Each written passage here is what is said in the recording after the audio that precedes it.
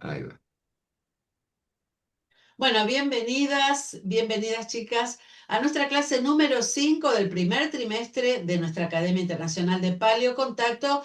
Y bueno, de a poquito vamos avanzando en el contenido del primer trimestre, que es muy variado, como ya saben ustedes, son todas las pinceladas, por decirlo así, generales de lo que es el paleocontacto. Ya estuvimos abordando en clases pasadas de qué se trata, las nociones fundamentales del concepto de paleocontacto, las teorías, las hipótesis de cómo estos seres se relacionarían con los humanos a través del tiempo. También estuvimos viendo qué son los petroglifos, las pinturas rupestres, esas marcas que quedan, ese registro arqueológico a partir del cual podemos hacer nosotros algunas, bueno, deducciones, ¿no es cierto?, en el terreno de los alienígenas ancestrales. Vimos los referentes también, los principales. Estuvimos viendo estas construcciones y cómo se repiten a lo largo y ancho de todo el planeta un sistema constructivo muy similar que realmente es muy significativo,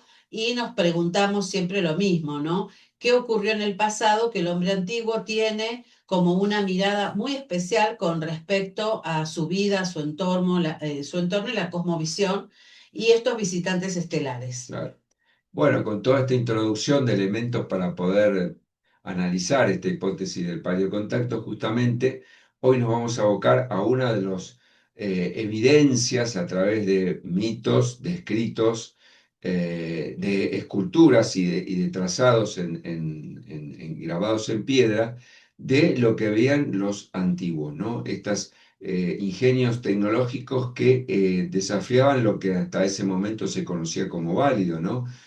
A lo sumo se conocía el carruaje como medio de desplazamiento. Bueno, aquí vamos a ver cómo en diferentes países y en diferentes locaciones a lo largo del mundo hay registros de diferente índole que demuestran que hubo algún artilugio, algún artefacto tecnológico que les permitía desplazarse de otra manera a la que lo hacía el hombre antiguo, ¿no? Así que ahí nos vamos ya a compartir pantalla para poder plasmar todo esto que estamos informando, de manera de ver cómo nos vinieron acompañando desde hace mucho, mucho tiempo. ¿Mm? Vamos a ver, ahí está, perfecto. Inclusive nos hemos enterado, justamente ahora va a salir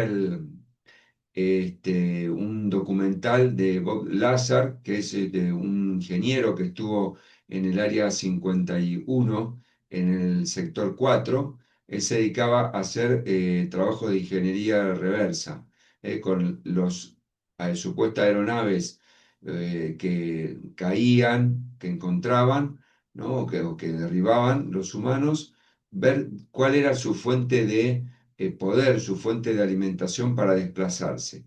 Pero dio una frase cortita, sucinta, que abrió también la puerta al paleocontacto, porque ellos dicen que también de investigaciones arqueológicas, es decir, de naves que han quedado estrelladas en distintas localidades y obviamente están semi escondidas, podríamos decir así, ocultas respecto del ciudadano común, las han recuperado y también ahí hacen ingeniería reversa. Entonces esto es fundamental para nosotros, porque vemos que lo que planteamos desde algunos registros más simples, como las pinturas, los petroglifos, también está en tecnología.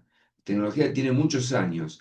Y bueno, estamos esperando que ese documental se haga a la luz para poder a ver si ahonda más en esa corriente, ¿no?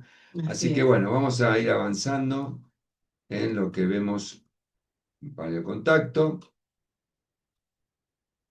Bueno, y vamos entonces a dedicar estos minutos juntos a analizar esto, ¿no? Las máquinas voladoras en la antigüedad. ¿Existía esta tecnología? Bueno, los mitos y las leyendas también en torno al disco volante. Pusimos disco volante porque es la forma más habitual en la que el hombre antiguo podía llegar a representar lo que hoy conocemos como un ovni. Pero vamos a ver que hay diferentes formas o diseños, ¿no? Algunos por ahí para salir al espacio exterior y otros para poder circunnavegar en nuestros cielos, ¿no? Como es el caso de este artilugio que estamos viendo en pantalla, ya lo vamos a ver con más detenimiento, de la cultura quimbaya en Colombia. Son pequeñas piezas de oro muy significativas. Yo hoy les dejé en el WhatsApp también una foto de esa colección que existe, está en el Museo de Oro en Bogotá, donde pueden ver esta y otras piezas maravillosas que, por cierto, nosotros también las hemos representado en su Claro. momento.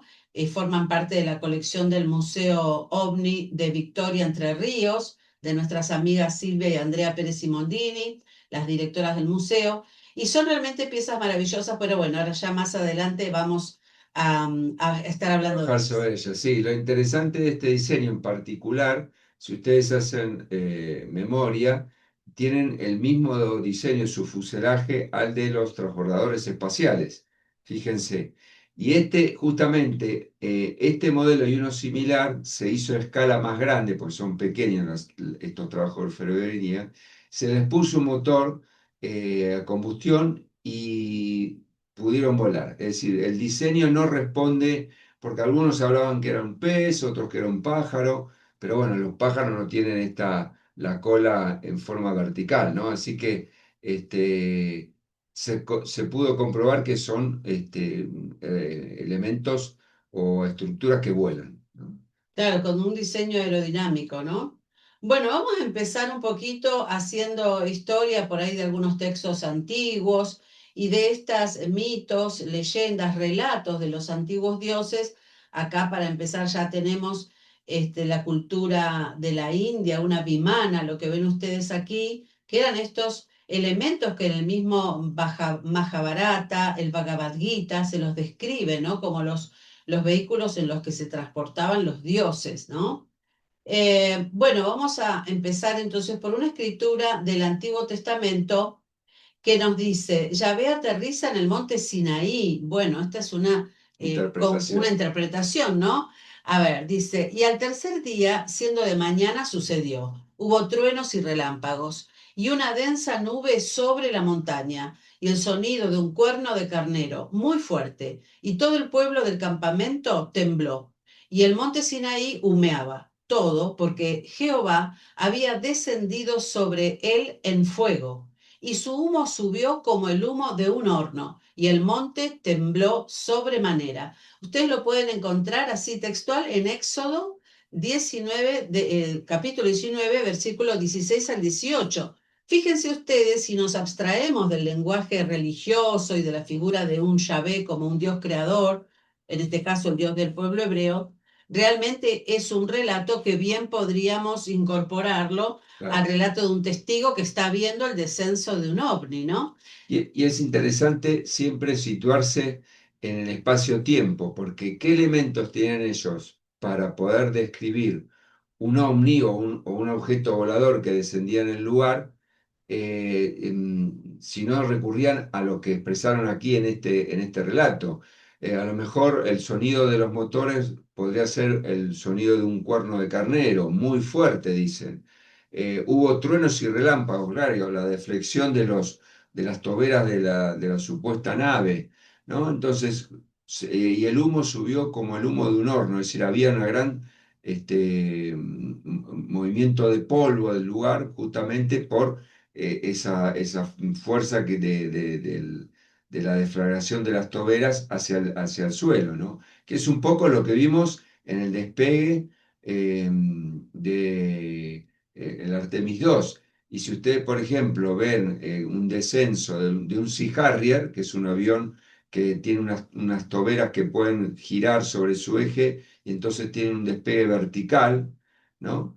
Ven el efecto que genera el suelo, exactamente lo que describieron ahí en Éxodo 19, versículos 16 al 18.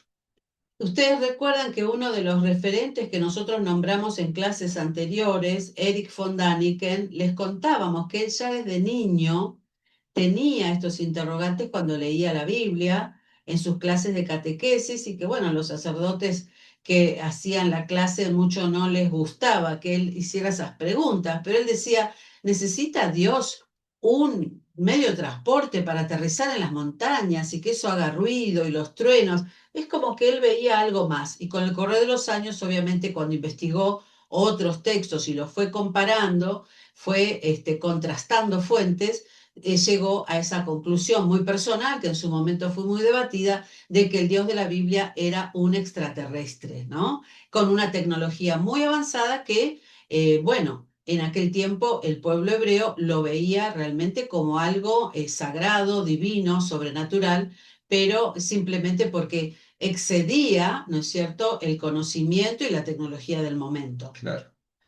Otro de los relatos que son históricos y se los toma como un referente del paleocontacto o estos mecanismos de traslación es el Mahabharata, traducido por Sitchin en el año 85, un párrafo que dice: los dioses en carros transportados por las nubes, otra vez la similitud con lo que se conocía en el momento, brillantes carros celestiales en concurso navegaban sobre el cielo despejado. Bueno, aquí vemos que también ellos tratan de describir lo que veían en función de los conceptos que tenían en aquel momento. Y por último, sobre Quetzalcóatl, Baldwin en 1998 nos escribe: se les apareció a los antiguos mexicanos como una serpiente emplumada. Primero vuela bastante alto, bien arriba, sube y simplemente desciende. Y cuando vuela o desciende sopla un gran viento, vuela donde va. Claro, a lo mejor el movimiento que hacían en el cielo les representaba a ellos una especie de serpiente que volaba, ¿no? Entonces son todos elementos que comparan con el conocimiento de aquel momento a esos artilugios tecnológicos con algo que podían describir y legar a sus descendientes, ¿no? Como una Así historia es. verdadera. Claro, siempre nosotros queremos que ustedes reflexionen un poquito dejando de lado por ahí las creencias religiosas o espirituales que cada una tenga y dentro de lo que es el paleocontacto, ampliar un poquito la mirada y tratar por lo menos de cuestionarnos si realmente en este caso los textos son un relato poético, abstracto, o si Ay, realmente los que escribieron estaban realmente contando lo que veían. Sí, eso quería justamente como aportar un poquito, em, como de estas tres corrientes, descripciones. digamos.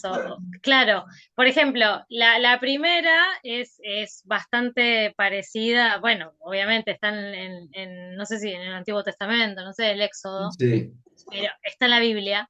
Pero las otras dos, esto de los dioses con carros transportados por las nubes, parece más un poema que una cosa, no sé cómo decirlo, tangible. real. Bueno, este Claro, es el avión donde, no sé, como la humanidad, claro, este es el avión donde viajó tal o no sé qué, es claro. el Boeing, no sé cuánto, lo que fuera. No sé tanto de aviación, pero me refiero a que el lenguaje es como, ay, como un brillante que cae de no sé qué, como, puede Sí, ser sí, como hasta sí. un poema. Eso. Tal cual, es así. Después vamos a ver justamente en esta clase cómo describían ellos a estos carros que se irán transportados por las nubes, ¿no? Me estoy refiriendo a las vimanas. Muy interesante, pero sí, bueno, también depende del contexto, ¿viste? Sin desmerecerlo, pero hay corrientes de historiadores que hablan que el pueblo judío en su momento era de poco conocimiento, entonces eran más a lo mejor concretos en la forma de expresar lo que veían. No tenían un desarrollo en la poesía o en la escritura como otros pueblos, ¿no? Entonces puede ser que por ahí vaya la cosa. Claro, tal cual. De todas maneras, es significativo ver cómo inclusive en la India y dentro de un lenguaje poético se hable, por ejemplo, de ciudades voladoras, ¿no? ¿Qué es lo que querían explicar con el qué estaban viendo en el cielo, ¿no? Bueno, en el mejor de los casos, una explicación simplista es, bueno, el poeta dejó volar su imaginación, se imaginó que el dios o los dioses vivían en casas arriba, como es arriba es abajo, como ellos vivían en casas y sus gobernantes en palacios, pensar que los de arriba también lo hacían. O realmente estaban viendo las famosas vimanas, que en sus construcciones, según los planos que llegan hasta el día de hoy, tomados de textos antiguos, nos hablan de que eran artilugios de varios pisos, ¿no? Donde estaba la sala de máquinas y cada uno de los pisos tenía su funcionalidad. Quería hacerles un comentario de color que tiene que ver con esto de las ciudades que veían los antiguos. Aquí nosotros conocimos a este contactado y abducido también, podemos decir, Juan Oscar Pérez, y él comenta, es un hombre de campo, es un capataz, que en una de las ocasiones que lo fue abducido, en los montes de San Luis, es un hombre grandote, de estructura, se dedica a cazar chanchos salvajes con perro y cuchillo y facón, o sea, nada más, para que vea la magnitud de la persona de él. Bueno, él recuerda que dice, mira amigo, usted sabe que se había cazado al chancho, lo estaba desangrando, lo tenía colgado, y en eso veo que viene como un edificio de 7 pisos, todo iluminado, que se me viene encima, y ahí termina mi visión. No se acuerda más, aparece a la madrugada solo, sin los perros, sin el chancho, pero a lo que voy es, cómo él también interpretó de una manera eh, simplista lo que veía, ciudades, edificios, ¿no? Tal cual, sí, sí, sí. Bueno, seguimos un poquito más. Rey egipcio Pepi asciende como una estrella imperecedera, moscas que vuelan, vuela lejos de ustedes, oh hombre. Ya no está en la tierra, está en el cielo. Se precipita hacia el cielo como una garza. Ha besado el cielo como un halcón. Ha saltado hacia el cielo como un saltamontes. Bueno, acá también, por lo que decía Jimena, podemos hablar de un lenguaje poético, pero ¿por qué siempre con esa idea de que hay algo que ellos ven? No es algo sutil, no es una sensación o en un estado por ahí meditativo, no, están describiendo y hay un detalle, ¿no? Como una estrella, o sea, hay algo que están viendo que posee una luz, Que brilla, ¿no? Que claro. brilla. Acá hay otro texto de Nailamp, dios principal de los indios del Ecuador, que dice, fue llevado al cielo por el dios de la piedra parlante. Y acá, bueno, otro detalle, ¿no? La piedra parlante, ¿qué nos quieren decir con esto? Es un texto de Sitchin, ¿no? De los 90. Había dioses que tenían esa tecnología, bueno, lo vamos a ver a lo largo de toda la cursada, que traían algunos instrumentos especiales, significativos, raros, de una tecnología que no entendía el humano de aquel tiempo, que podían comunicarse, que emitían sonidos, luces, que se podían desplazar de un lugar a otro, en este caso, llevado hacia el cielo, ¿no? Y luego no se sabe más de lo que sucedió o de regreso a la Tierra volvían a encontrarse con esos seres. Lo que es indudable es que en el pasado remoto, el hombre antiguo tenía no solo la visión de estas presencias y sus artilugios, sino que tenía un contacto más directo, ¿no? Porque se los va a describir, algunos con más detalle, como que había una cercanía Una física, convivencia. claro, una cercanía física interesante, ¿no? Con estos seres.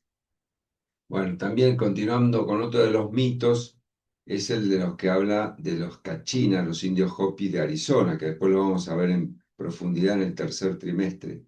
Comentan de los dioses Cachinas y su increíble capacidad de volar a través de los cielos en sus llamados escudos voladores, que los antiguos llamaban Patwota.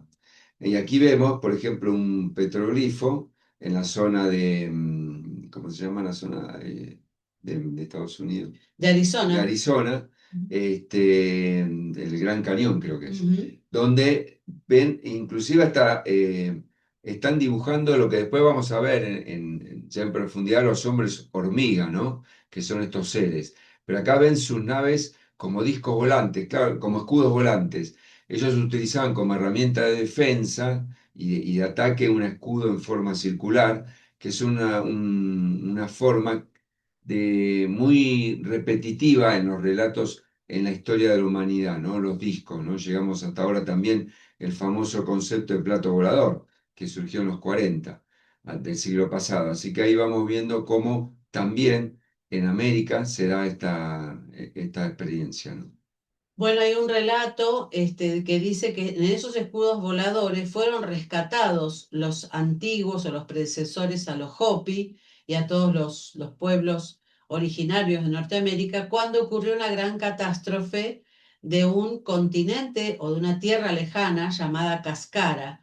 Y entonces estos cachinas se hicieron presentes ya desde el primer mundo, dicen ellos, porque ocurrieron muchas catástrofes, ¿no? Por hielo, por agua, por fuego. Y bueno, siempre aparecían los cachinas en los escudos voladores o los patugota y los llevaban, los trasladaban a tierra firme y ese es el recuerdo y la leyenda que cuentan hasta hoy a los más jóvenes en las reservas Hopi y esperan que regresen esos cachinas porque prometieron volver. Volver.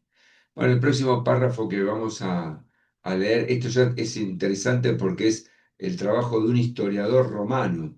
Es muy famoso dentro de los ufólogos del Paleocontacto, el Liber Prodigiorum, ¿no? Un libro donde va relatando eventos que tienen que ver con la ufología y eventos paranormales. En el año 91 a.C. se informa en Aenerae, mientras que Livio Strozo promulgó leyes al principio de la guerra italiana, al amanecer hubo un ruido tremendo en el cielo y un globo de fuego apareció quemándose en el norte. En el territorio de Spoletum, un globo de fuego de color dorado cayó a la tierra girando. Y esto es interesante porque acá nos está hablando de que evidentemente era un elemento tecnológico, no era un meteorito. Luego pareció aumentar de tamaño, era de color rosa y ascendió al cielo nuevamente. Es decir, cayó y ascendió, donde se ocultó con el brillo del sol. Giró hacia el cuadrante este del cielo. Este es un relato de Julius Obsequien, escritor de la antigua Roma, del siglo IV, autor de una obra llamada El Libro de los Prodigios, hechos ocurridos en la historia de Roma entre los años 249 a.C. y 12 años antes de Cristo. Vendría a ser un Charles Fort de la antigüedad, ¿no? ¿Se acuerdan del escritor de los eventos fortianos? Bueno, este era un escritor de eventos fortianos en la antigua Roma. Y es interesante porque acá uno al principio cuando empieza a ver parece que es un meteorito, pero después no, porque no solo que cayó, sino que asciende, gira, empieza a describir trayectorias como la que podríamos ver actualmente al presenciar algún ovni, ¿no? Algún objeto volador no identificado. Exactamente, sí, el tema del aumento de tamaño, también el giro y demás, que nos recuerda más de una vez a los testigos de avistamiento, por lo menos del primer tipo, ¿no? Que es Claro, cuando uno ve la luz y con una trayectoria inteligente y que de repente se agranda o se desprenden más luces, ¿no? Parecería también en cierto punto del relato un testimonio moderno, ¿no? Bueno, acá tenemos otras ilustraciones que dan cuenta de de estos carros o de estos artilugios voladores, ¿no?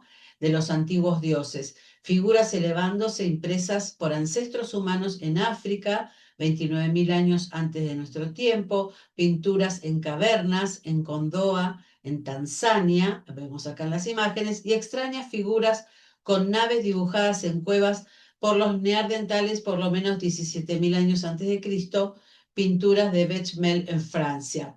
Y obviamente para la arqueología oficial nos van a decir que son representaciones abstractas o que quisieron, bueno, representar a sus congéneres, a veces a plantas o algún astro, en fin, pero nosotros vamos tomando estos registros y los que nos dedicamos a investigar y a difundir el paleocontacto, cuando encontramos estas formas extrañas, sobre todo la primera, ¿no? La que está en primer lugar en la placa y nos llama muchísimo la atención, ese diseño, ¿no? En forma de sombrero, como podemos ver en los catálogos de ovnis modernos, no todos los recopiladores del mundo que tienen sus libros con todos los dibujos y este, de lo que han sí, descrito las personas que los vieron y aparece con forma de sombrero. tal cual. Y esta es interesante, las pinturas que están en Francia, si ustedes pueden ver, porque acá hicimos una ampliación de este recuadro.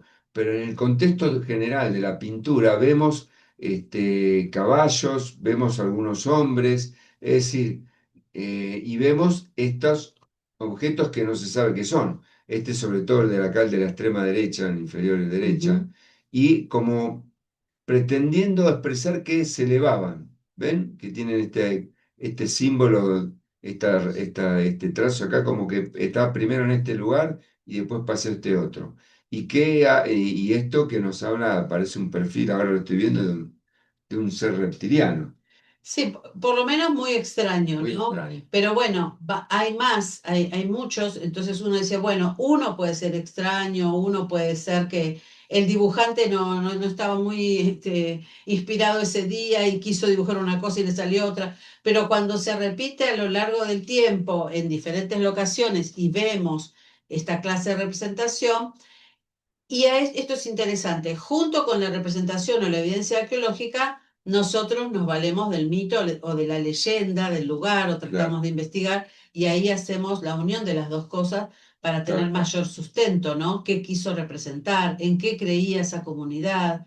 ¿Cuál era su cosmovisión? ¿Mm? Y ahí nos va cerrando más este punto de vista del paleocontacto.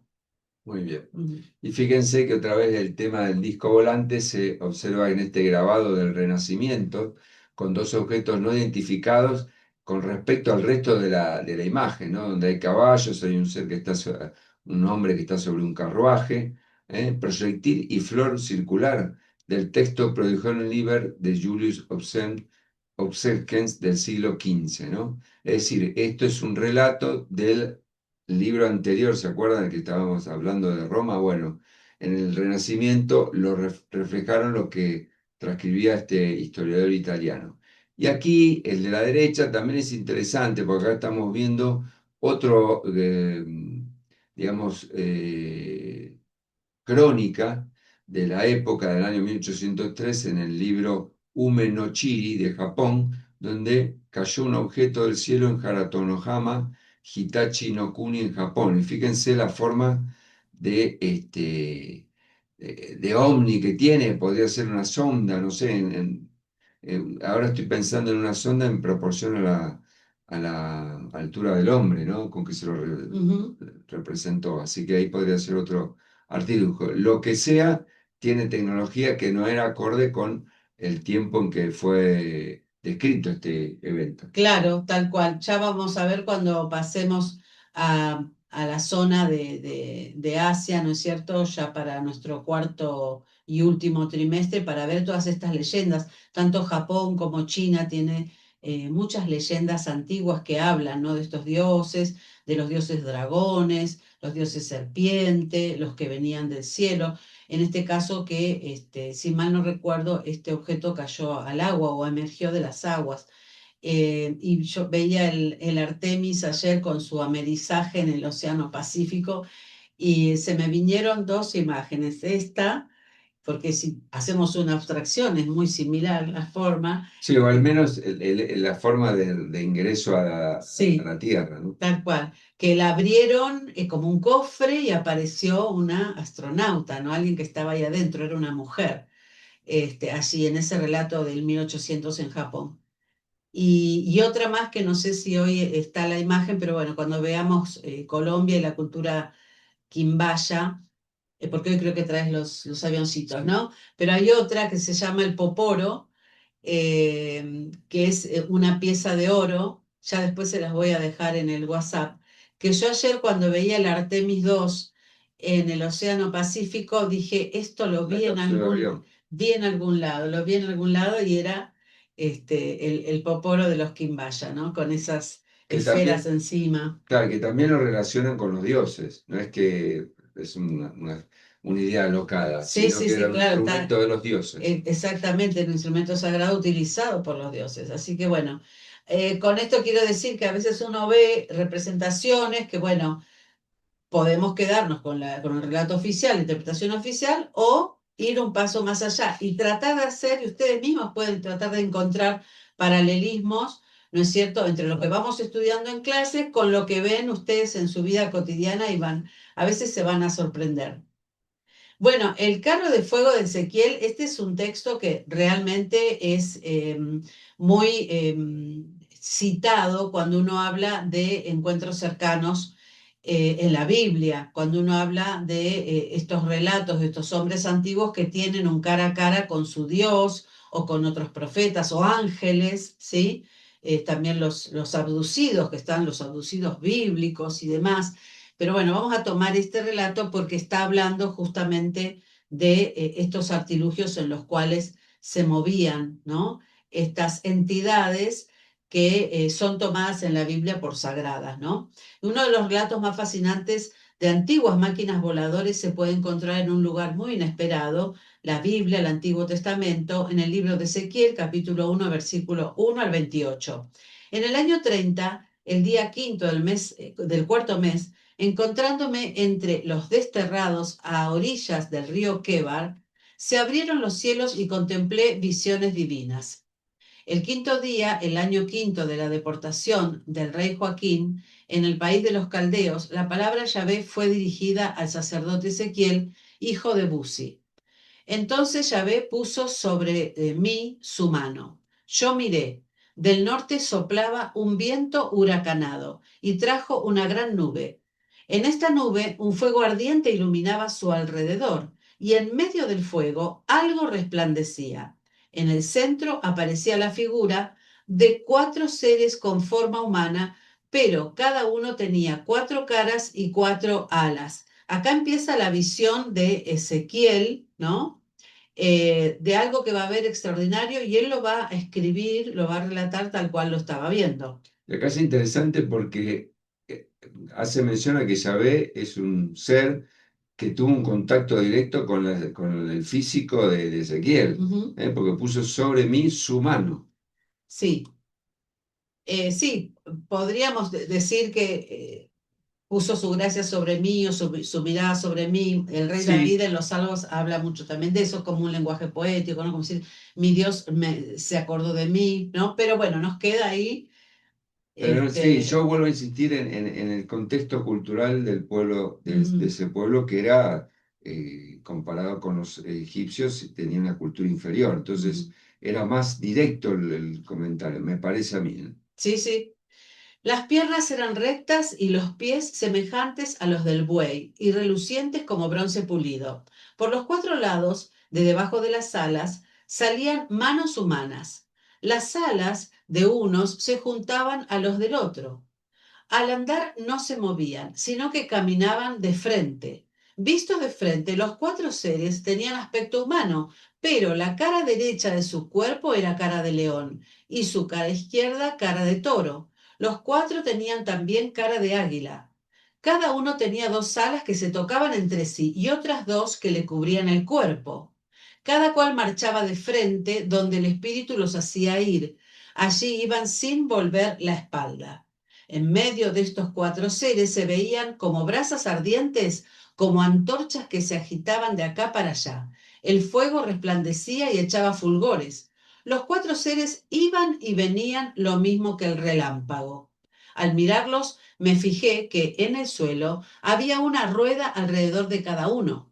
Las 4 tenían el brillo de crisólito y eran de la misma forma. En realidad no eran ruedas, sino que cada una de ellas me parecía ser 2 ruedas entrecruzadas.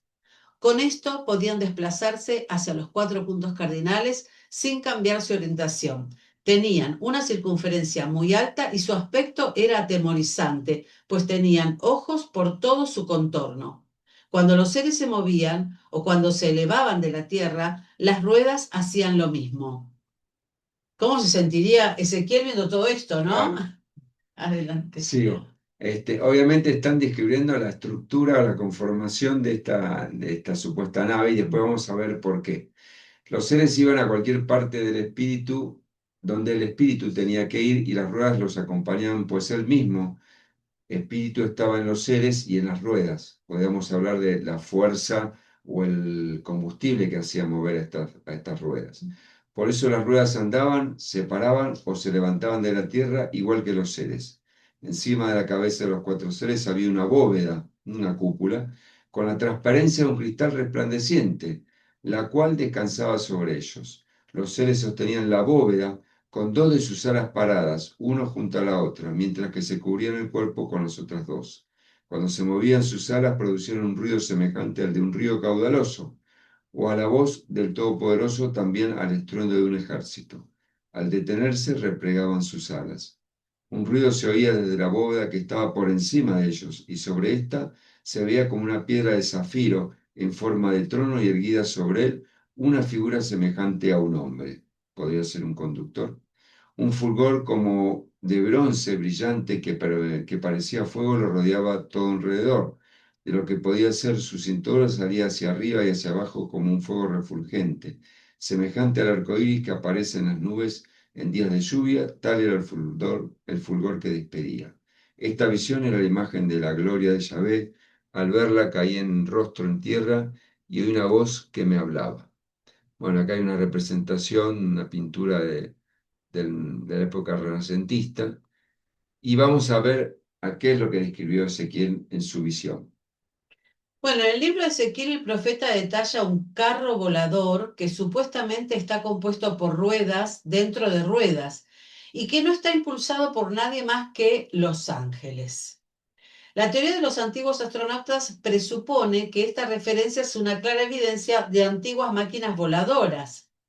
Y bueno, vamos a hacer un poquito de historia de quién era Ezequiel. Era un joven sacerdote, autor del libro de Ezequiel del Antiguo Testamento del siglo VI antes de Cristo. Este libro revela las profecías sobre la destrucción de Jerusalén, la restauración de la tierra de Israel y las visiones del templo del milenio tercero, ¿no es cierto? Y él era básicamente, aparte de un sacerdote, un profeta, un elegido, ¿no? Diríamos desde el paleocontacto un híbrido, ¿no? Un elegido de este dios Yahvé.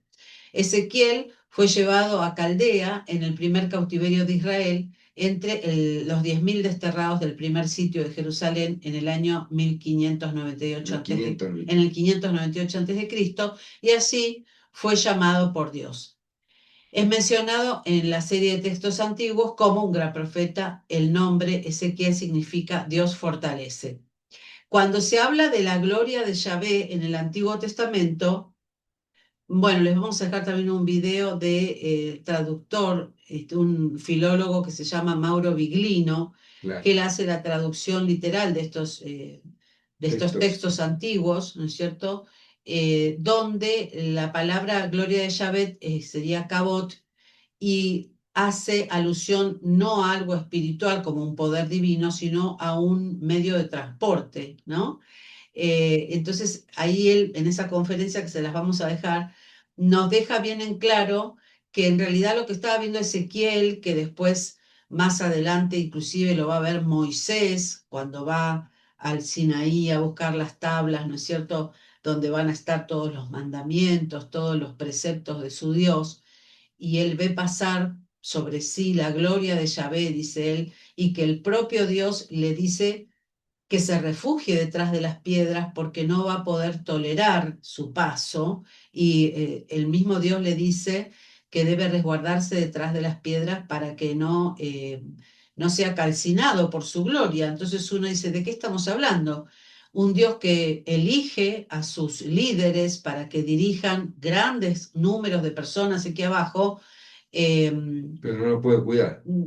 Hay algo que va pasando por encima de ellos que los puede llegar a perjudicar. ¿Qué es eso tan grande? ¿Estamos hablando solamente de la gloria de Yahvé como espiritual, su manifestación, o estamos hablando de una alta tecnología frente a la cual el humano, por la radiación que desprende eso, podría hasta morir calcinado, ¿no? Por eso le pide que se refugie, eso está en la Biblia, búsquenlo, se lo pide a Moisés. Inclusive esto lo podemos asociar con el arca de Noé, que también se lo habla como una fuente de energía, porque los sacerdotes elegidos que tenían acceso al arca tenían que tener un traje especial para evitar ser afectados por la energía que emanaba el arca de Noé.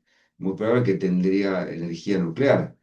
Y otra aclaración al pasar, Mario Biglino era un ex traductor de textos antiguos en arameo y en hebreo, para el Vaticano, es decir, era la palabra oficial del Vaticano.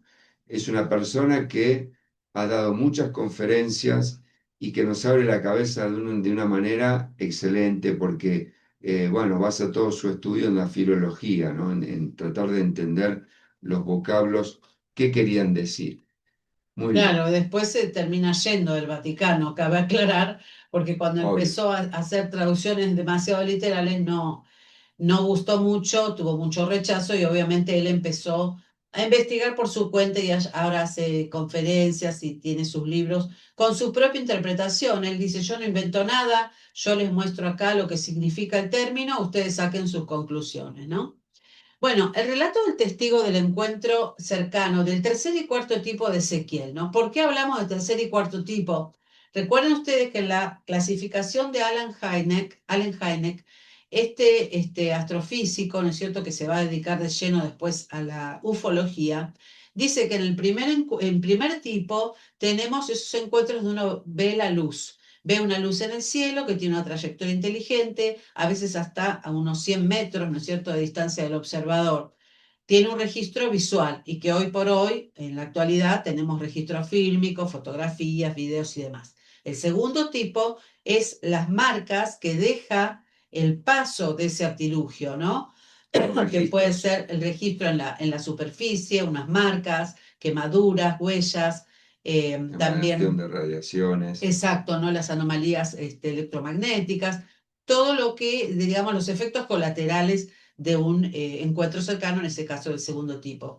Y el tercer tipo es cuando vemos el artilugio volador, es decir, el ovni, y sus tripulantes, ¿sí? Tenemos contacto directo, visual y físico. El cuarto tipo ya estamos hablando de las abducciones, Claro, ¿no? no son tomados y sacados del espacio-tiempo donde estaban.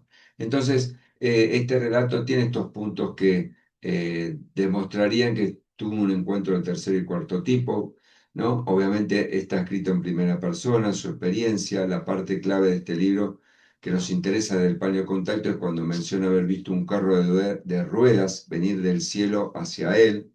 Dentro de ese carro de ruedas había seres con la semejanza del hombre, podían ser aeronavegantes con algún traje especial, un vehículo volador sin medios claros de propulsión, impulsado por energía divina o celestial, que podría ser energía nuclear, otro tipo de energía, y obviamente el sonido que emitía este vehículo. Esta descripción es interpretada por muchos como tecnología avanzada. Si leemos la parte que menciona el carro de fuego, notaremos su similitud con el aterrizaje y o despegue de una nave espacial moderna, que era un poco lo que hablábamos recién. Y ahora vamos a ver cómo este relato tan particular de Ezequiel es tomado por ingenieros actuales. Ya vamos a ver, y que representaron lo que posiblemente pudo haber visto Ezequiel en su momento. Sí, junto con eso también hacer una aclaración, porque muchos dicen, pero ¿por qué les veía cara de toro, cara de león, de águila, de halcón, según cómo se movían? Y bueno, hemos llegado a la conclusión con Fernando, escuchando también las explicaciones que nos hacen hoy desde la física cuántica, ¿no? Cuando se habla de la multidimensionalidad. Si estos seres podríamos especular que son interdimensionales, es decir, que pasan de una dimensión a la otra, cuando se materializan en tercera dimensión, hasta tomar un aspecto físico, a veces está la imagen distorsionada para el observador desde tercera dimensión. Por eso que tal vez Ezequiel estaba viendo algo que no terminaba de entender hasta que terminó de plantarse el cabot de Yahvé frente a él, ¿no? Claro. Con su tripulante. Porque dentro de la ufología hay una rama que en los últimos años se ha puesto mucho más de moda, que dice que estos seres no es que vengan de otros planetas o de otras galaxias o de sistemas Otros sistemas solares solares. alejados a nuestros, sino que vienen de otras dimensiones. Entran y salen y en ese pasaje es por eso que a veces los vemos materializarse o desmaterializarse frente a nuestra vista. Claro, otros elementos a tener en cuenta en esta famosa visión de Ezequiel o contacto al tercer y cuarto tipo es las tormentas de vientos que podían generar el desplazamiento de esta aeronave, los destellos de iluminación, depende la terminación que tuviera su superficie exterior, las nubes, las luces que circulaban en su entorno, las ruedas que se movían en diferentes direcciones, que es un elemento utilizado actualmente en los rovers, que tienen ruedas que pueden girar hacia diferentes direcciones. Y Ezequiel describe ese carro como si estuviera hecho de un metal brillante. Evidentemente, era una estructura que respondía a una tecnología bastante avanzada.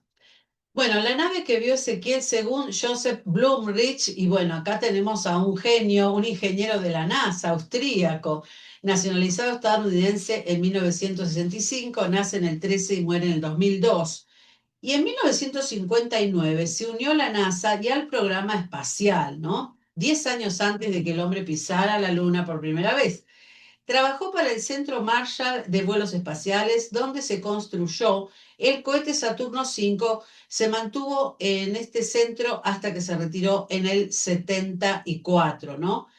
Poco después de que terminara el proyecto de los Apolo, ¿no? Se convirtió en una figura muy conocida tras publicar su libro Las naves espaciales de Ezequiel en el 74, ¿no? Ya como se alejó de la actividad oficial en NASA, dejó volar un poquito más su imaginación o realmente se centró. Se permitió poder expresarse libremente. Exactamente, lo que él realmente quería y a dónde quería, lo que había descubierto en definitiva, ¿no?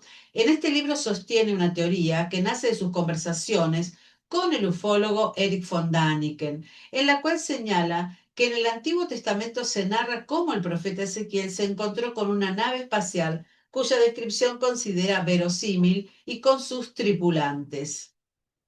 Bueno, y aquí vemos su libro, la obra, ¿no? Las naves espaciales de Ezequiel, y lo que supuestamente vio Ezequiel está plasmado en la foto de la derecha, ¿no? Eh, como una tecnología avanzada, acuérdense de la cúpula, que arriba se veía una especie de ser humano, y las patas que sostienen a esta aeronave podrían ser esas alas que se cubrían un par y otras giraban en torno a ellos, ¿no? Como estas aspas que están aquí. Y bueno, la verdad es interesante verlo porque también, no sé si lo querés comentar vos. Sí, sí. No, no, en la película de Erich von Däniken, en este minuto 59-56, hay una filmación del artefacto que él diseñó en función de la descripción que hizo Ezequiel. Claro, está el mensaje de los dioses. Yo creo que se los he dejado en el WhatsApp, pero se los voy a volver a compartir. Y ahí está, justamente está Blumrich hablando con von Däniken, ¿no? Sale en el documental. Tuvimos la alegría de que el año pasado, ustedes saben que nosotros somos artistas plásticos, ¿no es cierto? Además de dar estos cursos, hacemos exposiciones y llevamos las piezas que hacemos cuando damos las charlas. Y uno de nuestros estudiantes, Sandro, que está en Córdoba Capital, él es psicólogo, ¿no? Pero en sus momentos libres le gusta, digamos que en privado, tomar estos cursos, ¿no? Porque como él siempre me dice, todavía no estoy preparado para la exposición pública, ¿no? Porque está dentro del ámbito académico, ¿no es cierto? Pero dice, una vez que me jubile y que me retire, creo que voy a hacer mi museo OVNI, ¿no? Con todas las piezas. Nos ha comprado a nosotros muchas piezas, pero él ha hecho, él mismo, porque es un apasionado de este tema, hizo el prototipo de lo que están viendo ustedes aquí, de la nave de Ezequiel. Dice un día en clase, tengo algo para mostrarles, profes, bueno, y saca este vehículo, ¿no es cierto? Dice, lo hice en base al relato y a las fotos, ¿no es cierto?, del ingeniero de la NASA, y lo tiene allí junto con toda su colección de piezas, ¿no?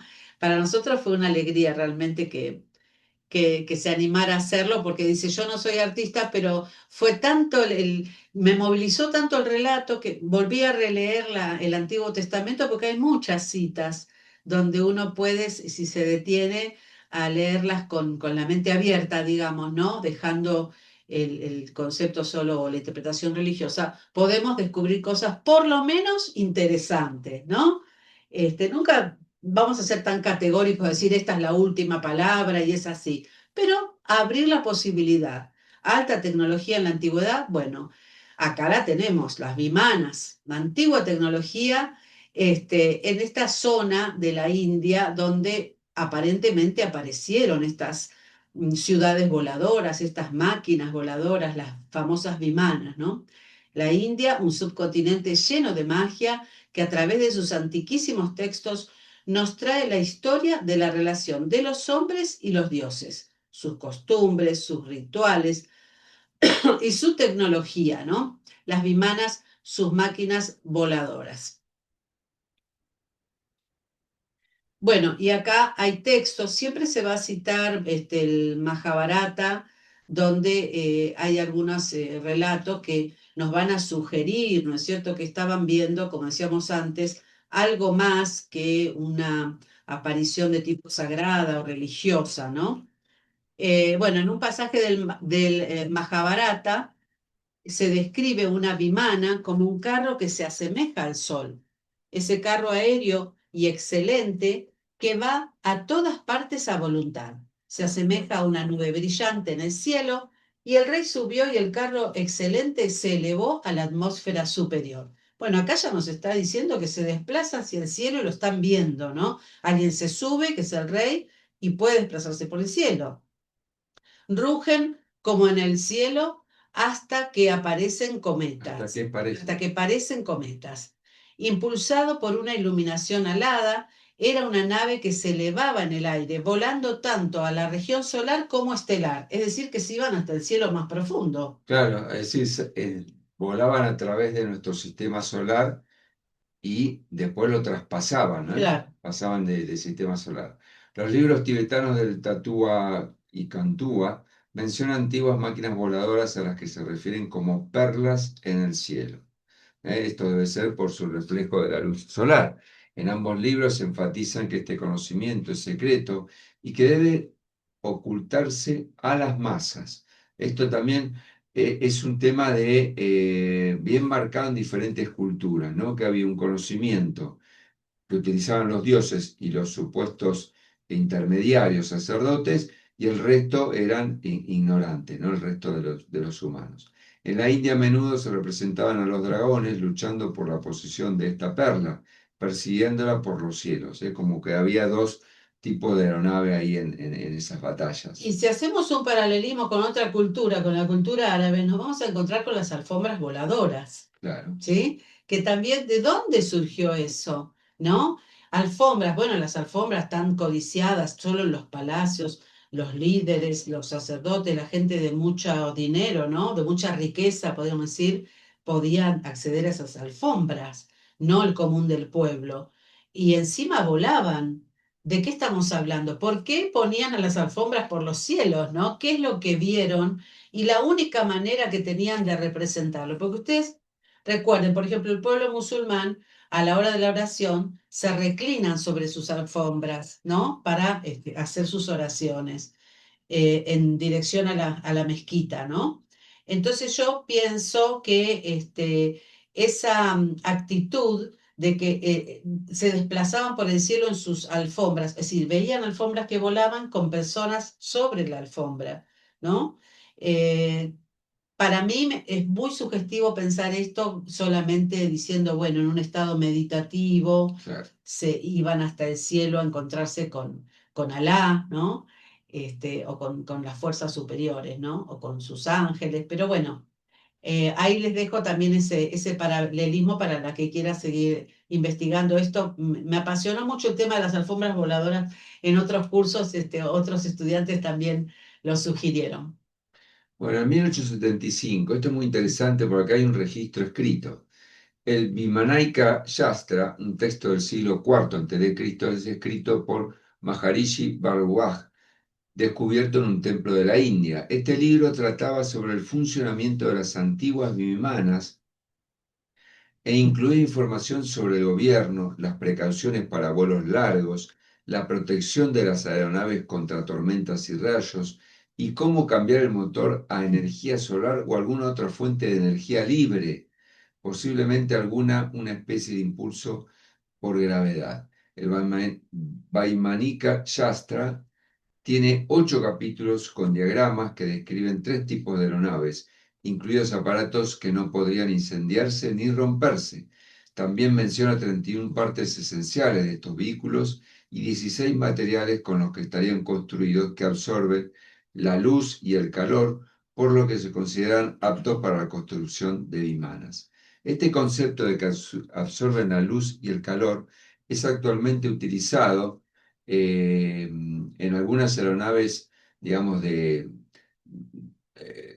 construcción no oficial, a través de lo que se llaman los metamateriales, que lo que hacen es las moléculas que conforman este tipo de materiales hacen que el golpe, cuando incide el rayo de luz sobre su superficie, al refractarse, como están orientadas las diferentes células que conforman esas moléculas, se neutralizan entre sí y se hacen inobservables, es decir, no las vemos. Ya en ese libro lo están mencionando. Las vimanas se guardaban en una vimana grija, una especie de percha o estructura, y a veces se decía que eran impulsadas por un líquido blanco o amarillento o por algún tipo de compuesto de mercurio, aunque los escritores parecen confundidos al respecto. Lo más probable es que los escritores posteriores sobre vimanas escribieron como observadores y a partir de textos anteriores, y obviamente confundidos sobre el principio de su propulsión.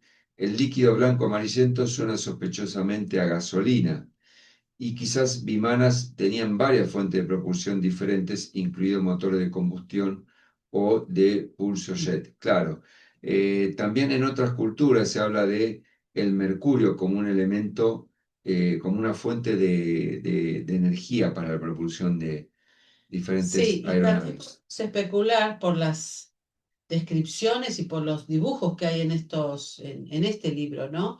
El Vimanika Yastra, que había algunas vimanas para sobrevolar el cielo, ¿no es cierto? Dice el texto, a llegar al sol y otros a las estrellas, ¿no? Como que había diferentes tecnologías, tanto para trasladarse dentro del planeta, podríamos decir, como para el espacio exterior, ¿no? Estarían replicando lo que estamos haciendo ahora nosotros. Claro, tal cual. La palabra vimana se origina en las palabras sánscritas vi y mana, ¿no? Generalmente son vocablos compuestos. Vi significa pájaro, fíjense, y mana significa como. Entonces la interpretación literal sería como pájaro, ¿no? Por eso las denominaban así, porque veían que se desplazaban por el aire. Debido a la similitud con las aves, se las llama vimana, aunque de origen indio puramente antiguo, está ampliamente adaptado y utilizado no solo por los escritores de esta ciencia en la India, sino también por los investigadores de todo el mundo, sobre todo del paleocontacto. La base para llegar a esta definición no es extraña, ya que los investigadores de máquinas voladoras de otras partes del mundo también han considerado a las aves como su origen de inspiración y conceptualización. Claro, aquellos que describían lo que veían utilizaban los elementos comunes de su vida cotidiana para poder compararlos, ¿no? Por ejemplo, los antiguos científicos indios no fueron diferentes en su enfoque, exacto. Exacto, tal cual. Bueno, el tema de las vimanas, que luego lo vamos a volver a tocar, obviamente, ¿no es cierto?, cuando visitemos la India, junto con todo el panteón de dioses, ¿no es cierto?, de la India, que tiene también, bueno, muy significativo en su creencia, en sus representaciones, ¿no? Vamos a darle nuestro particular punto de vista, obviamente que como siempre les decimos, para que ustedes también saquen sus propias conclusiones, ¿no? ¿Qué es lo que vieron? Qué función tenía cada uno de estos dioses, ¿no es cierto? También es interesante. Y de qué forma también se los reverenciaba, qué ofrendas se les hacía. Realmente la India es para detenernos un buen rato y analizar todo con tranquilidad. Bueno, acá ahora vamos a hacer un paseo por algunos de los tratados que figuran en este libro acerca de algunas vimanas, ¿no? Por ejemplo, tenemos la Kritaka Vimana. Esta es una de las últimas secciones del Vaimanika Yastra, donde hay 4 tipos de Kritaka Vimana, 4 tipos de aeronave. Eh, Trata de la construcción de vimanas, los carros de los dioses, tienen 300 slokas o versos en 8 capítulos, ¿no? Y se los adjudicaba, perdón, al Maharishi Bharadwaj.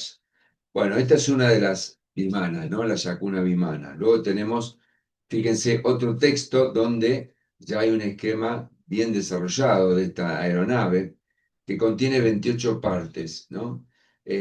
Habla de un piso, un floorboard, ¿no? Un piso llano, un mástil hueco, habla de 3 ruedas, 4 calentadores, tubo de sección de aire, chaqueta o tanque de agua, tanque de aceite, muy específico la descripción, aspectos constructivos de la bimana que se dan con demasiada brevedad y también, obviamente, con ese posible error al traducirlo al inglés, ¿no?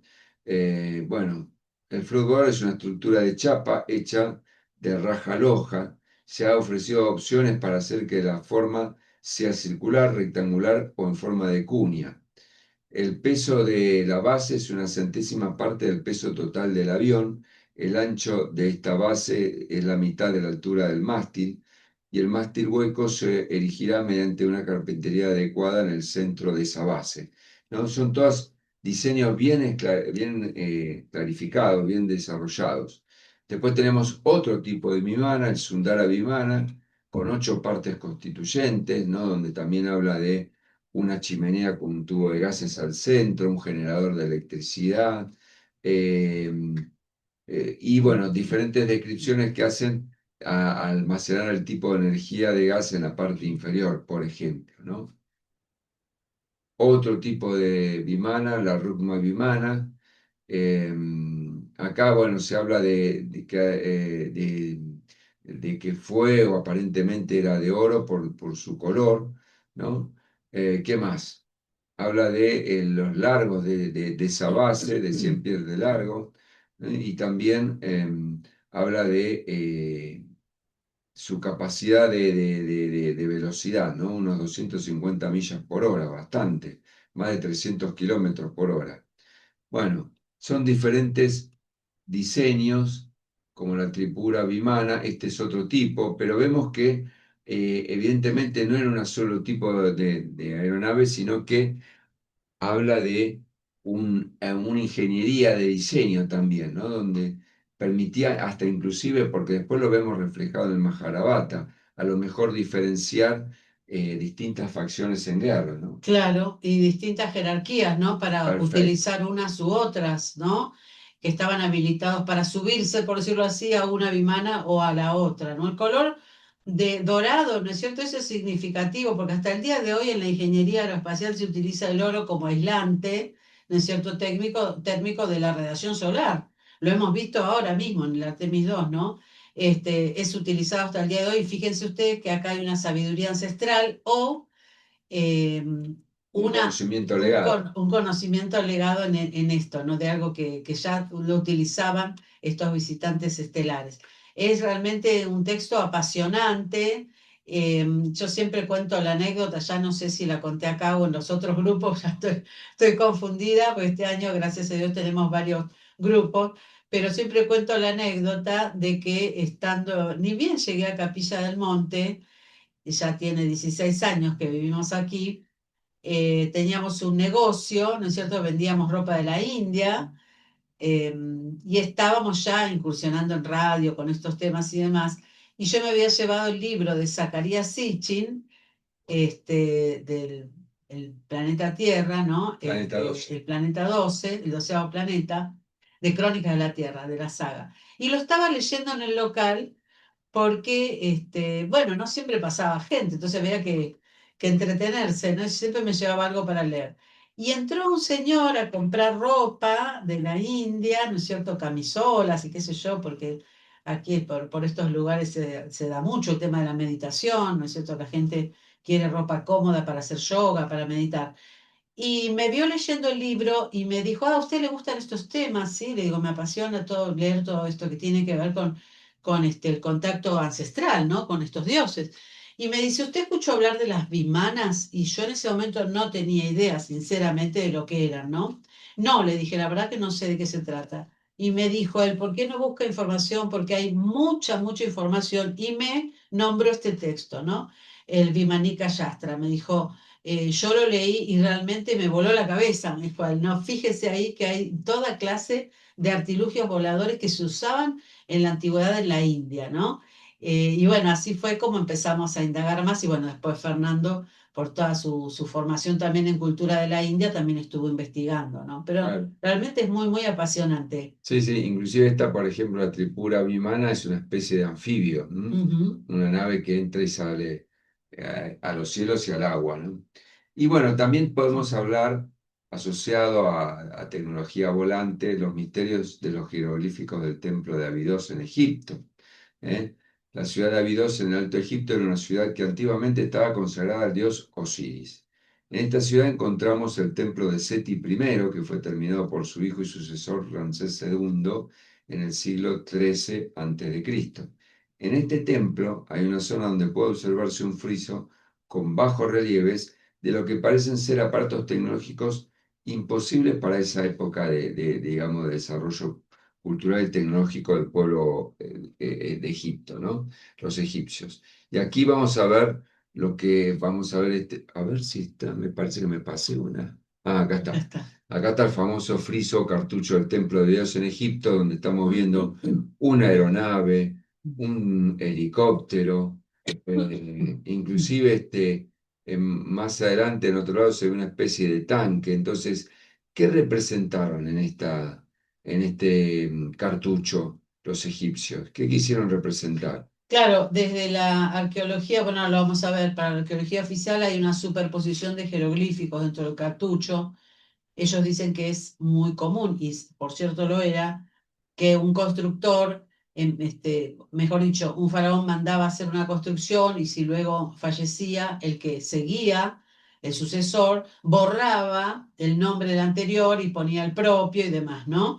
Y así había superposición, que ni bien se hacía, no se notaba, pero con el correr de los años y de los siglos, obviamente, el material se iba desprendiendo y entonces quedaba lo que un efecto de pareidolia, uno podría ver una nave, un helicóptero, un tanque de guerra, inclusive hasta aquí abajo el medio de transporte de Star Wars, de la Guerra de las Galaxias, creo que lo usaba Luke, Una corrida. para desplazarse por el desierto, ¿se acuerdan ustedes? Bueno, realmente este friso, el friso de Abidos, se toma en cuenta también dentro del paleocontacto como alta tecnología, en este caso en Egipto, y una alta tecnología estamos hablando de un helicóptero, ¿no? Ni más ni menos. Pero bueno, vuelvo a repetir que esto tiene como una explicación, ¿no es cierto?, Racional. más racional. Bueno, muy bien. Hemos concluido la presentación del día de hoy. Las veo ahí muy interesantes, muy intrigadas. ¿Qué opinan, chicas? Les cuento que Ana se disculpó, no pudo venir porque tenía una actividad fuera de su ciudad. Pero bueno. Así es. Bueno, ¿qué tienen para comentar? ¿Qué les pareció? ¿Conocían el tema? ¿No lo conocían? No sé, somos todos oídos. ¿Qué les parece esta teoría?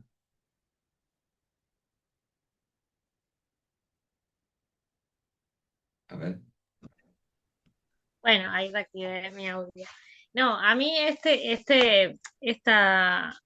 esta temática de hoy me fascina mucho, me encanta.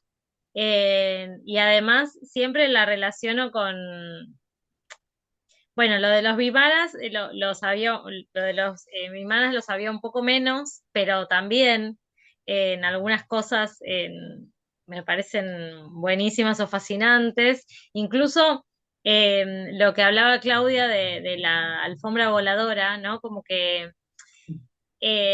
inclusive de Disney, no sé, Aladdin, ¿no? Como toda esa fantasía del genio y de la alfombra y no sé qué. Entonces, siempre me llamó mucho la atención la temática y cómo van pasando los años, pero estos platos voladores o la tecnología incluso de los aviones, que si es parecido a un pájaro, que si es parecido, son como aviones, está bien, obviamente con las diferencias del caso, con las sutilezas, ¿no? Pero es increíble, a mí todo esto me gusta y me impacta mucho y además es como que es lo que más conozco por el cine, por consumir Claro. películas, por la ficción incluso, o mismo las pinturas. Me interesa mucho, qué sé yo, me parece que está lo más relacionado también a lo que hago, un poco al arte o a ver y a observar más que nada. Y eso, como Pues sabes de que curiosidad, asociado, digamos. sí, sí, asociado al hecho de las alfombras volantes, hay un pasaje del Corán donde se desarrolla la abducción que tuvo Mahoma y que fue llevado, no me acuerdo qué ciudad era, hasta la Meca, ¿eh? Por una fuerza divina. Entonces ahí vemos que cada vez es más común este contacto o esta interacción entre humanos y otras inteligencias que pueden ser de este universo en tres dimensiones o de otras dimensiones, ¿no? Que también Claro. Claro, como decía Claudia, es el concepto que ahora se está manejando mucho, ¿no? Siempre comentamos ese video que hace explicativo Carl Sagan, hablando de las dimensiones, es muy gráfico de que cómo, por ejemplo, para un universo en dos dimensiones, suponiendo que el universo sería en ancho y largo, no existe la tercera dimensión, el alto. Entonces, cualquier elemento que esté por acá arriba de este plano no existe. Sin embargo, cuando, por ejemplo, esta botella de 3D apoya en el plano, aparece como un círculo. Y cuando se levanta, desaparece. El mismo efecto podría aplicarse a elementos que vienen de la cuarta o de la quinta dimensión que de repente ¡pum! Aparecen en la nuestra, en la tercera, ¿no? claro. Como Sí, que ahí se empiezan como a relacionar las dimensiones, digamos. Exacto, que es exacto. un poco lo que se ve bien desarrollado en el famoso tesseracto, que es el cubo desplazado en el tiempo. No sé si vieron la figura. Un cubo, ¿no? Sí, En 3D, en nuestro tiempo real, es un cubo, pero cuando ingresa al tiempo, es un cubo desplazado, es una dimensión más. Es muy claro, interesante. Sí, sí, te quería comentar también el tema de los genios que vos mencionaste cuando hablabas de las sí, alfombras voladoras, que son los famosos jeans para los árabes, para los musulmanes, ¿no? Para los pueblos árabes, que vienen del desierto, que aparecen y desaparecen, que suelen ser azules.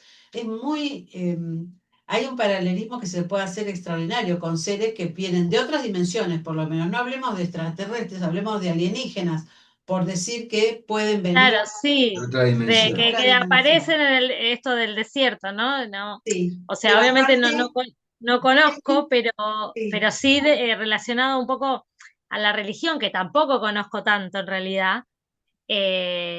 Pero que es muy interesante, o esto de mismo que hacen que cuando rezan las alfombras y lo sagrado y un templo, bueno, sí, en el caso de ellos las mezquitas, pero en el caso de otras religiones también siempre hay una cosa como sagrada, ¿no? De la iglesia y las pinturas y los techos altos, esa cosa de un poco en el Vaticano, el oro, digo, en general está esa cosa como también de la ostentación y la riqueza y el oro y el no sé Claro. qué, y Y hay todo una cosa ahí.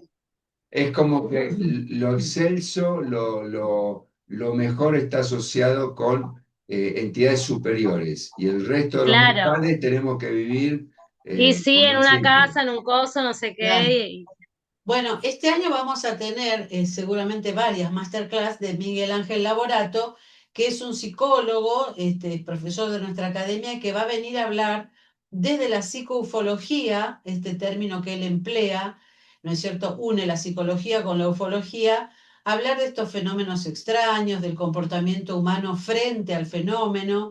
Y bueno, en alguna de sus clases seguramente va a tocar el tema de estos seres interdimensionales y bueno, si no lo nombra, yo se lo voy a pedir que hable un poco de los genios, ¿no? A ver que nos diga qué opina de los Sijins y cómo también manipulan al humano desde el tema de los deseos, ¿no?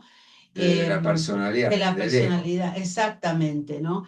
Y que hay como un toma y daca también del humano con respecto a estos seres y el temor de las maldiciones, bueno, todo un tema realmente más que interesante. Estén atentas porque posiblemente la hagamos la masterclass en la semana que viene, el sábado que viene. Entonces no habría temas, sino que habría la masterclass para darle lugar al profesor.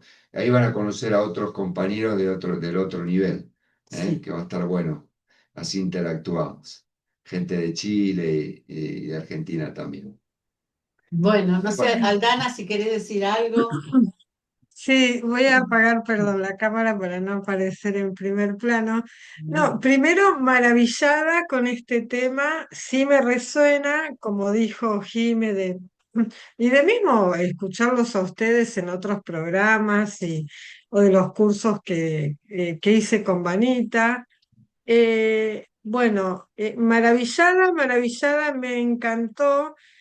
Y, y yo recordaba en un momento cuando tomaba unas clases de cinematografía y el profesor de cámara y nos explicaba cómo funcionaba el ojo humano y el lente y todo eso.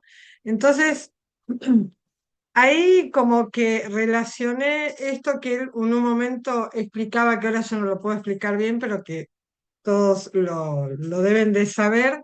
Y bueno, ¿qué es lo que capta el ojo humano? Que a veces si algo no se conoce, no lo llegás a ver. Él daba el ejemplo como diciendo, un bebé no conoce lo que es una silla, una tabla y de cuatro patas, ¿no? Cuatro maderas. Entonces, por ahí no ve ese objeto porque no lo conoce.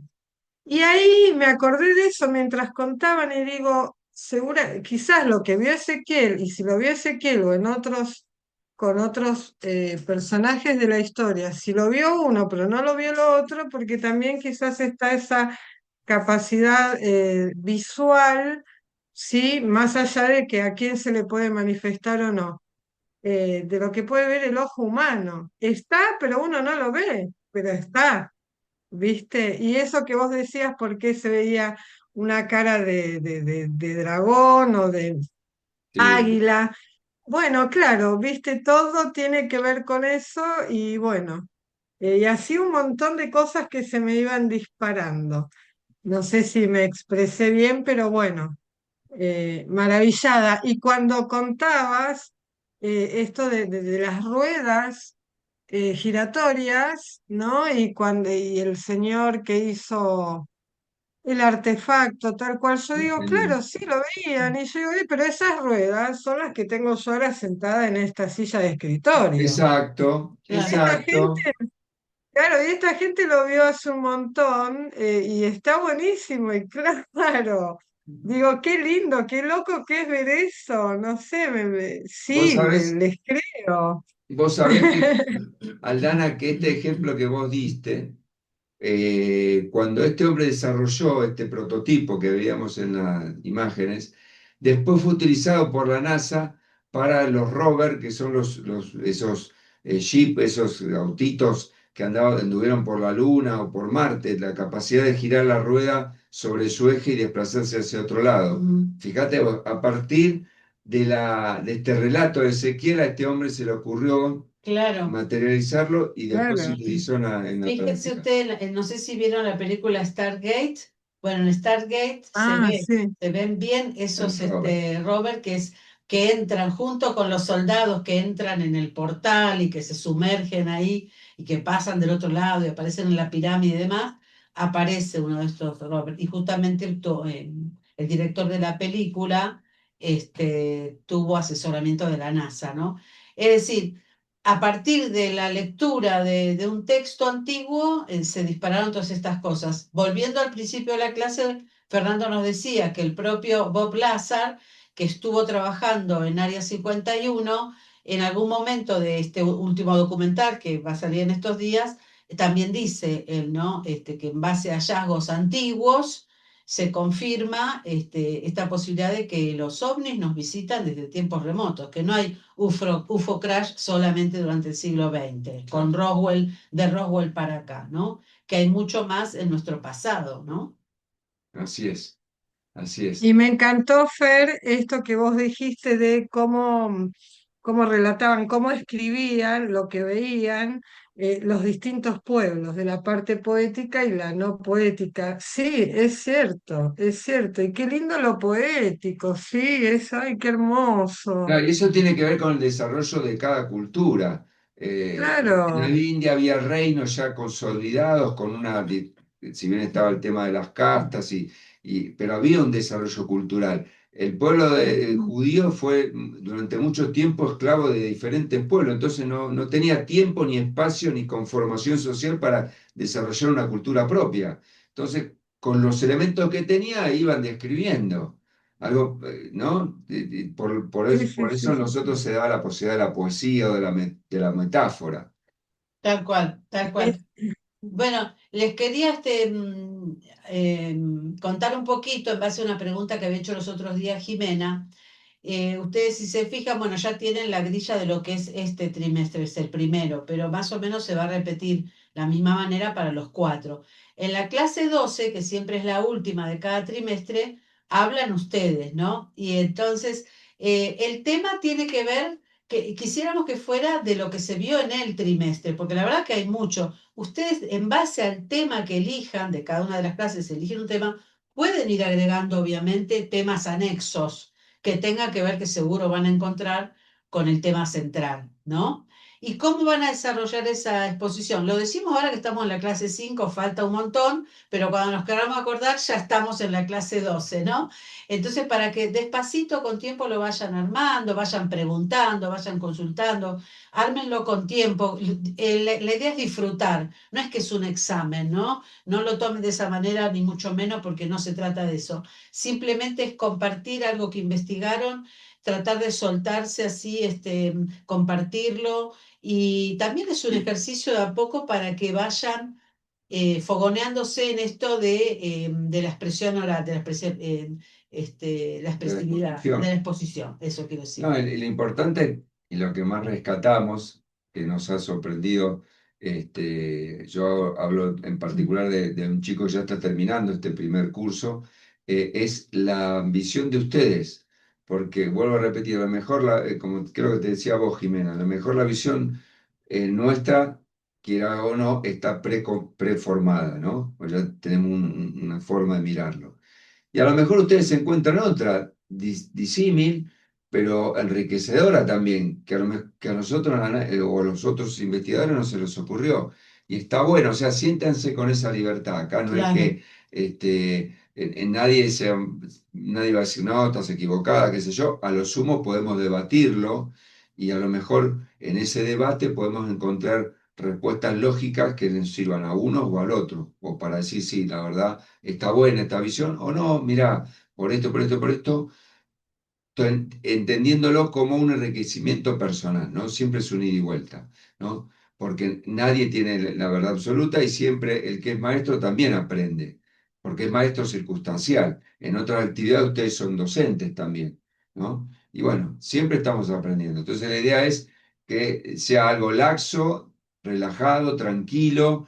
Aquel que tiene más conocimiento con la tecnología, que se pueda armar un PowerPoint, el que no, bueno, qué sé yo, junta diapositivas y tiene un texto y va describiendo la diapositiva, lo que sea, o nada. O mira, claro. a mí me parece, esta es la visión de los petroglifos, ¿por qué los hicieron? Y a lo mejor hacen un desarrollo antropológico genial, bárbaro, está bien, porque también suma el paleocontacto, ¿no? Entonces, siéntanse en la libertad de expresarse como puedan y no se sientan obligados a, no, hay que hacer esto, no, no, la idea es esa. Claro que sí. Sí, ¿no? Pensando también en el futuro, nosotros el año pasado tuvimos el primer encuentro de paleocontacto, fue virtual. Nuestra idea es en un futuro poder hacerlo presencial, ¿no? Tipo congreso o mini congreso, pero por ahora lo hicimos en forma virtual y participaron nuestros estudiantes. Ellos vinieron a dar ponencias y estuvo realmente, fue muy lindo. Después les vamos a compartir algunos videos de lo que hicieron. Pueden Este, entrar a AIPA, en el canal está. al canal de AIPA, ahí están algunos colgados, que también es Bárbaro. enriquecedor para ustedes, claro. Claro, sí, sí, sí. Y bueno, eso quería aclarar a raíz de la pregunta que había hecho Jimena, ¿no es cierto? Faltan temas todavía para ver, por supuesto, recién estábamos en la clase 5, pero ustedes tienen todo el temario ya. como para ir Sí, sí, chusmeando yo y vi viendo. yo vi la grilla en su momento, después pasó esto de la Semana Santa, que me confundí, que el mail, qué sé yo, y dije, ay, habrá quedado descolgada una semana y a la vez yo sé que falta para la exposición, pero dije, bueno, quiero ir sabiendo Sí, también, no sí, me acordaba sí, bien lo que había anotado, que bueno, vuelvo a preguntar. sí, Y sí, también Ay, sí. yo al contrario, prefiero ni saber y digo, ¿por qué No, no, yo soy como me gusta, no sé. Tomen, Eh, y, de- obvio. y después les iba a preguntar sobre lo del café ufológico, vos que querías, mira, hay los cafés para ufológicos. ir, capaz algún día a chusmear, incluso para ir a leer algo, no sé, porque fui a algunas librerías de Corrientes y me dijeron, bueno, llamanos de vez en cuando, no sé qué, pero justo ahora no tenemos nada. No tenían Claro, nada de claro. ovnis. ¿Cómo que ¿Sabés no dónde, tienen nada de ovnis? dónde, dónde podés encontrar o en Parque En Centenario Parque, en Parque Centenario más o en Parque Rivadavia, pero o en bueno, yo Parque estuve por Corrientes Rivadavia? porque me quedaba cerca, la Claro. verdad. Bueno, Y si no fui no, para ese lado, pero sí, también es bueno, buena la sí, sí. de Parque Centenario o Rivadavia. Volviendo al tema de la reunión 12, véanlo así, como una reunión, en donde vamos a compartir conocimiento. Vamos a compartir conocimiento. Ustedes nos van a compartir su conocimiento y su visión, y nosotros vamos a Claro, ver. sin presiones. Exactamente, esa es la idea, ¿no? Yo siempre digo que los ovnis son un pretexto para que el ser humano se encuentre como civilización. Es así. Y volviendo a los cafés ufológicos, cada café ufológico tiene su impronta. El que está meramente en Capital Federal yo te pongo un contexto antropológico para que entiendas el contexto. Son de los primeros ufólogos, que ahora tienen más de 70 o cerca de 70, que tienen una visión ellos consideran que la ciencia actual es la que respalda la ufología, es decir, bien racional.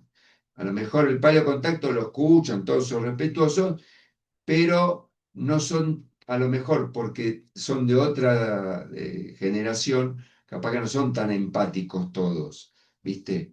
Te pongo al tanto. Los que están en Morón son más empáticos, son más de nuestra onda, ¿no? Que es el que está más cerca. Ahí, En Morón, en Conurbano, en Morón. sí, frente, en la pizzería, no me acuerdo cómo se llama, frente a la estación de Morón, en el primer piso. Ay, no lo puedo creer que haya una ahí. Sí, No sabía. se van a Voy reunir a, ahora voy- en mayo, si quieren, porque sí. se pueden poner de acuerdo ustedes y van juntos a las dos si quieren Pero andar. ¿saben cómo se llama Sí, sí, el café? Café El nombre. UFO Ufo Morón, Morón. UFO Morón. Bueno, Pero yo te lo voy a buscar. Después te yo te pasamos. paso el dato y el Bueno, teléfono del que organiza, les paso a los dos. Sí, sí, Pero sí. es re macanudo, es un gordo, mira, le gustan los medios, es mediático. Tiene un canal de fenómenos paranormales, o sea que es muy empático. Como todos, viste que los gorditos son bonachones, generalmente. Sí. Ah, sí, son muy buenos. Mira, Pablo Wycliffe es el que dice Fernando, que bueno, es periodista, él es del equipo de Fabio Serpa, es una persona grande ya. claro. Fue discípulo de Serpa. Cuando Serpa trabajaba en Cuarta Dimensión, la revista que funda Serpa, Pablo le hacía los dibujos, los dibujitos de los ovnis, los marcianos, a él le encanta el arte. Es una persona, como dice Fernando, muy histriónico, muy simpático, muy empático. Y después está Daniel Zapata, que es el otro coordinador, que Dani, por ahí de entrada parece muy serio, muy introvertido, pero en realidad él tiene una historia fuerte porque él tuvo un encuentro del tercer tipo bastante traumática de niño, ¿no? De chiquito, tenía 12 años, y ese encuentro cercano lo marcó mucho. Y bueno, él pertenecía a otro café y después se distanció y ahora se juntó con Pablo y juntos hacen la coordinación, ¿no? Yo Este, después le voy a pasar en el canal de WhatsApp la filmación cuando él estuvo en el café de acá en Capilla y manifestó su experiencia para que lo conozcan. claro, Es muy, sí, muy sí, sí. interesante. Estuvo con nosotros en febrero. El 14 de El febrero, 14 sí. de febrero estuvo con nosotros. Que iba a venir Pablo y al final no pudo venir. Así que ahí tienen un café para ir. Y el otro que se llama Río 54, que dice Fer, que están en Buenos Aires, no sé dónde se juntan ellos, Caballito. en Caballito. También está interesante hacer la experiencia por lo menos una vez para ir a chusmear, porque uno no tiene necesidad de hablar. Al café uno se puede sentar a escuchar. Se toman un cafecito, escuchan, no tienen por qué hablar, ¿no? Hay gente que le gusta ir solo a observar, a escuchar. Y ahí están los fundadores de los cafés ufológicos de la Argentina, porque esa idea de café ufológico en realidad es una versión argentina de las cenas ufológicas que se hacían en Francia, el siglo pasado, ¿no? Que empezaron por la década del 70, Sí, por ahí habrán 70. empezado 80. Bueno, y luego estos fundadores en Argentina dicen, bueno, no, en vez de hacerlo en una casa, porque en Francia se hacían en casas, para no quedar enganchado por ahí con el dueño de casa o qué sé yo, que no hubiera un lazo de amistad tan cercano, un café es como un espacio más neutral, ¿no? Si a mí no me gusta, me levanto y me voy. En cambio, si uno está en una casa, es ya como más chocante, ¿no? Más chica. Entonces el hecho de hacerlo en un café les dio resultado. Y ahora la idea se propagó por otros países. De hecho, en este momento nuestros estudiantes de segundo nivel están en su propio café ufológico. Nos pidieron que la clase de hoy la hiciéramos un poco más tarde porque en este momento están coordinando su café.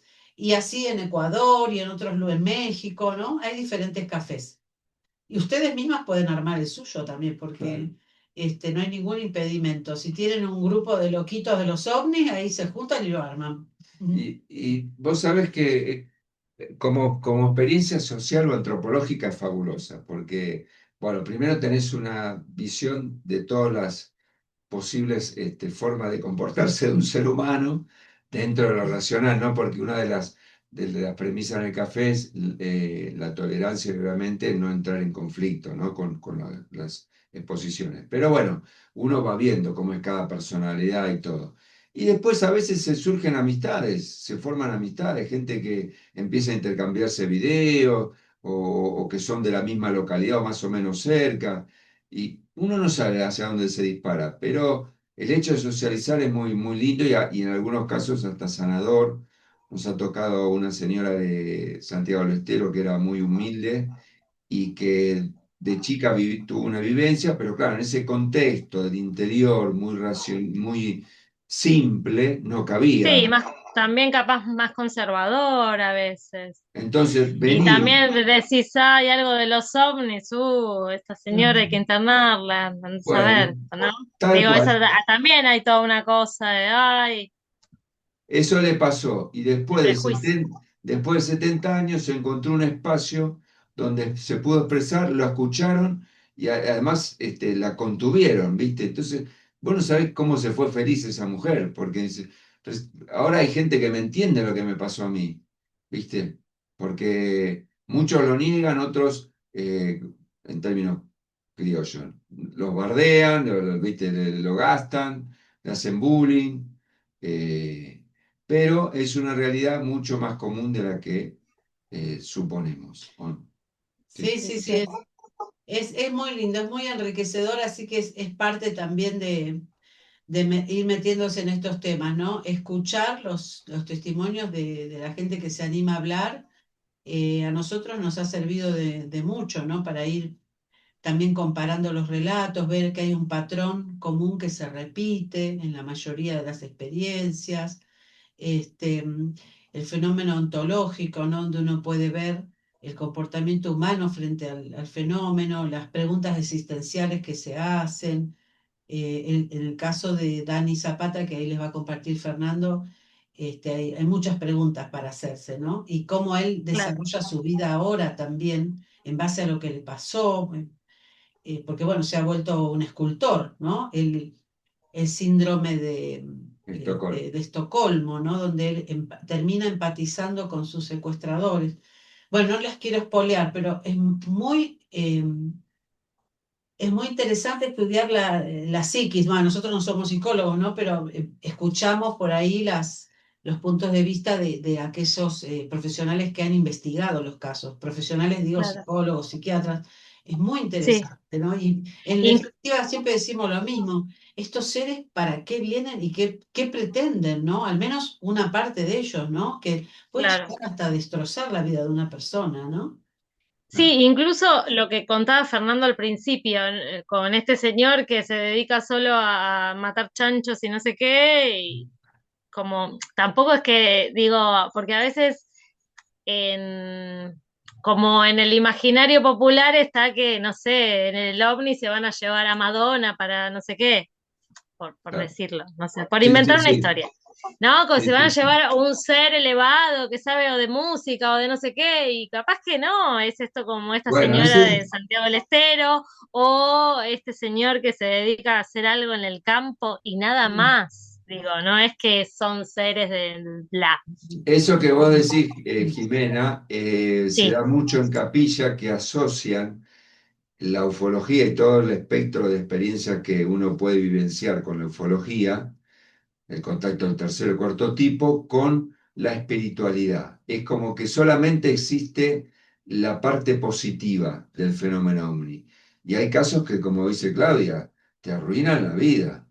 Que vivís con un trauma, con una carga psicológica durante años. Y vos querés terminar y no, y el proceso continúa, la experiencia continúa. Sí, sí, sí, tal cual. Así que bueno, hay mucho para seguir hablando e investigando y bueno, nosotros avanzamos en este primer trimestre con la alegría de tenerlas y bueno, ya proyectando, como les decimos, la clase que está confirmada por el profesor. En estos días van a recibir el El flyer. video, sí, el flyer, el video. Me prometió grabar un video para que lo conozcan, ¿no? Un video cortito, ¿no? Que lo vamos a poner en las redes. Así que bueno, ya ni bien tengamos todos esos datos, les vamos a informar. Seguramente va a ser a las 19. Él pidió que si fuera a las 7 de la tarde, así que agéndenselo para una horita y media, una hora y media. Por lo o sea, menos. sería el sábado que viene, pero a las 19. Exacto, exacto. Le va a llegar la Ok, invitación. ¿Eh?